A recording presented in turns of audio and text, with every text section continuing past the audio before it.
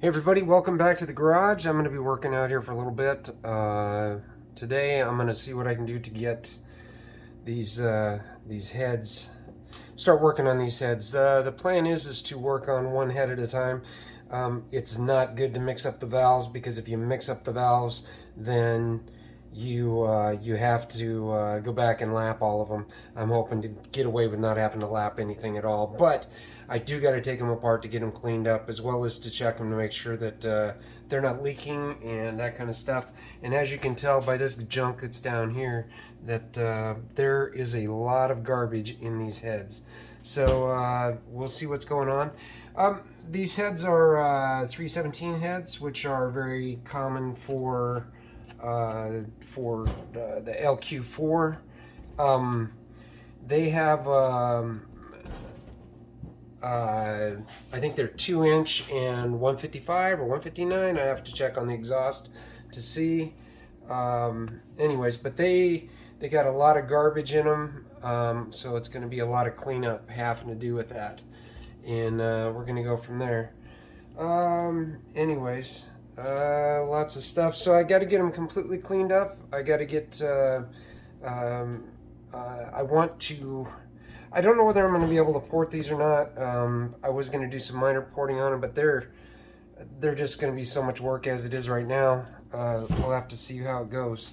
Anyways, like I said, there's a lot of crud in here.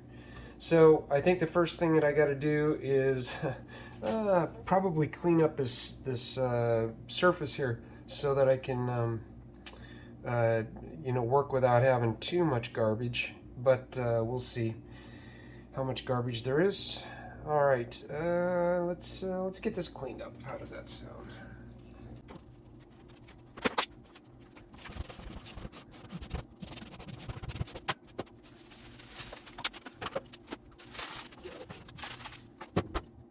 One of the other things I'm gonna have to do, I don't know if you can see it down here, but there is a stud that's broke off in the head right here that I'm gonna have to get out. I'll try some easier methods and see if I can get it out, but it's highly unlikely. Let's see. In the meantime, I can throw some PV Blaster down on it and see if it will get in here. Ooh, I need to fill that up. Hopefully this thing, I think it's leaking, but I'm not sure. Anyways.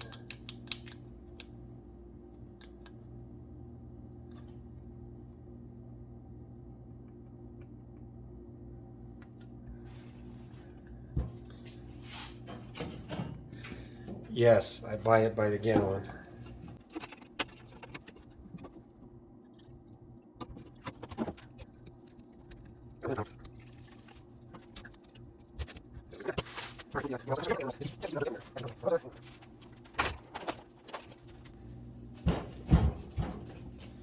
Man, those sides are sharp. I'm gonna go back over those edges with something, and just to take the edge off those bad boys.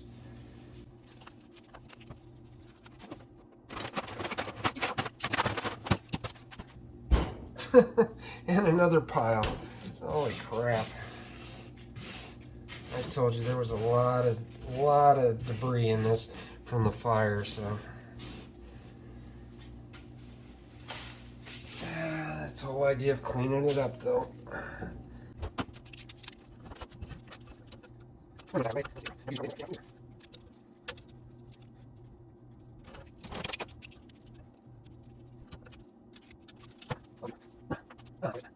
So what happened was that these the keepers popped off there. I didn't even think to anyways, we'll get that straight. I'll get back in the groove on this, and we'll get these apart. All right, so this is an intake valve, and you can tell with all the garbage that's on it. Anyways, we're going to clean the valves up, as well as we have valve, spring, keeper. I'm sorry. Crap. I'll think of what that is in just a second. The name for it. Anyways, goes on top of the spring. These are beehive springs. And then, oh, this is the keeper. That's right, this is the keeper, and these are the keys. Key goes in top of the, goes in, there's a ridge on it right there that fits into the top of the valve, and there's an angle to it. There's an angle to the keys, which sets in the keeper, and the keeper presses up on it because of the spring and keeps these together and holds onto the valve. Anyway, we have to keep these things separate. The keys don't really matter much. Excuse me. Yeah, the keys don't really matter much, but the valves we need to keep separated. Like I said. Anyways, let's go on to that's the intake valve. Let's go on to the exhaust valve here.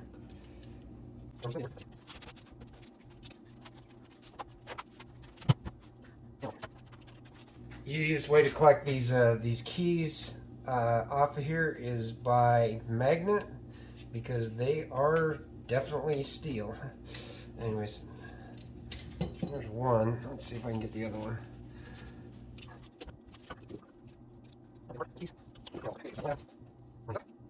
Not feeling a lot of.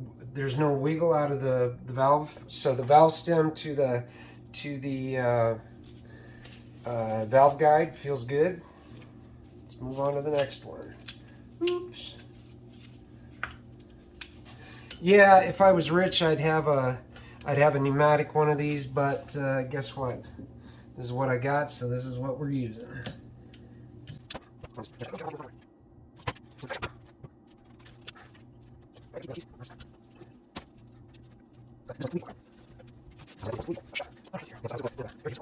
Now, you might be wondering, why is all this crap in here? And that's because of when the engine was in the original truck, the truck burned, and it caused the everything that was on it, anything that can burn, went down the intake ports, and so it all ends up there, on top of the intake valve, and now it's just coming back out. So.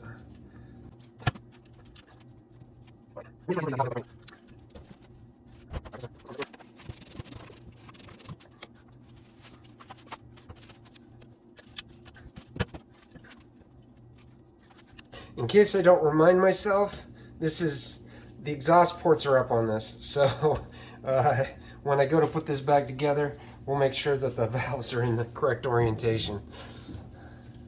Anyways, it would be obvious anyways, but I'm just anal about this kind of stuff. Oh, I do have the new seals for this, so we'll be taking the seals out. And all right, onto the exhaust here. Woohoo! Yep, getting stuck. All right, let's try this again.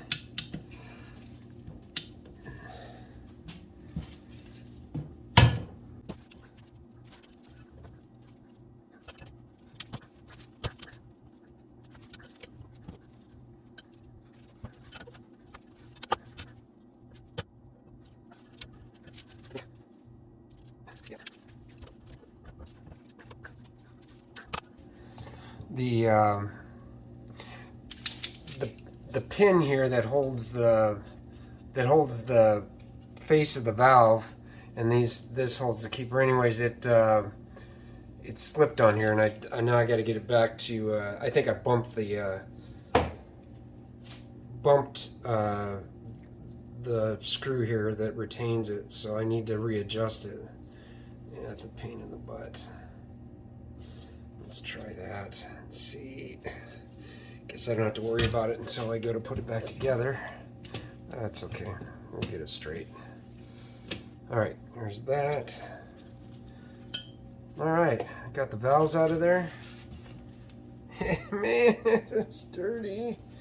Yeah, a lot of work. It's going to be a lot of work getting that cleaned up. Alright, rather than boring you guys with a bunch of cleaning, I'm going to see what I can do to take care of some of this. So, anyways, off to the tank.